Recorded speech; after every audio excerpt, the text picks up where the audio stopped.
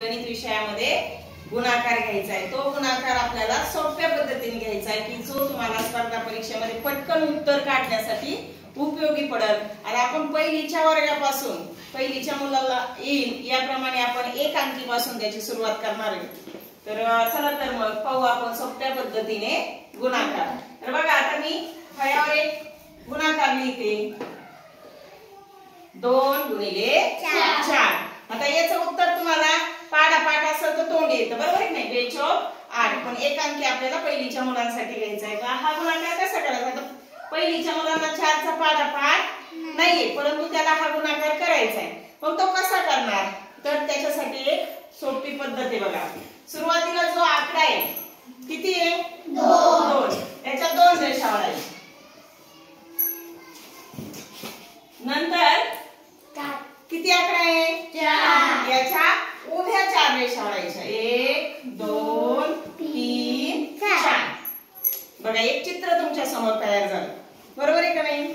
आपला गुणाकार आहे 2 गुणिले 4। आता याचं उत्तर किती येतं मोठ्या मुलांना सांगा? 8। किती उत्तर येतं? 8। मग आता ह्याच्यात आपल्याला 8 उत्तर कसं आणायचं? आता पाढापाठ नाही, तुम्ही केलं 4 दुणे 8, तुमच्या 4 चा पाढापाठ आहे म्हणून तुम्ही 4 दुणे 8 केलं, परंतु आता पाढापाठ नाही। मग आता याचं उत्तर कसं काढायचं? तर सगळ्यात सोपी पद्धत आहे, ह्या पहिल्या संख्येच्या आडव्या रेषा ओढायच्या आणि दुसऱ्या संख्येच्या उभ्या रेषा ओढायच्या। इथपर्यंत समजलं तुम्हाला? आता ह्या रेषा जिथं छेदतात किंवा जिथे एकमेकांना स्पर्श करतात तिथं असे बिंदू करायचे।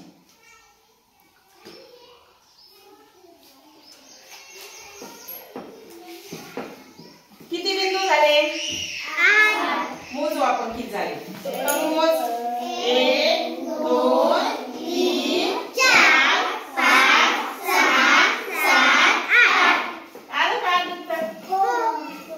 आलं का उत्तर? हो। पाढा म्हणावं लागला? नाही। काही म्हणावं लागलं? नाही। आता दुसरं बघूया एखादं।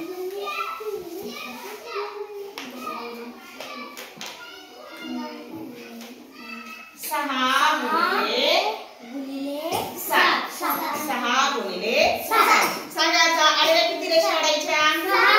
6। 1 2 3 4 5 6। उभ्या किती ओढायच्या? 1 2 3 4 5 6 7।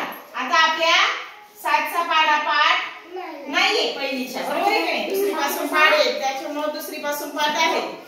मग आता 7 चा पाढापाठ नाही, त्यावेळेस आपण ही पद्धत वापरू शकतो। मग आता जिथं 1 2 3 4 5 6 7 8 9 10 11 12 13 14 15 16 17 18 19 20 21 22 23 24 25 26 27 28 29 30 31 32 33 34 35 36 37 38 39 40 41 42 किती उत्तर आलं?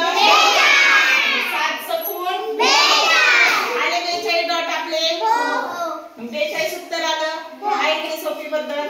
करू शकता की नाही तुम्ही? आता आपण 2 अंकीचं घेऊ। 2 अंकीला 1 अंकीने गुणायचं।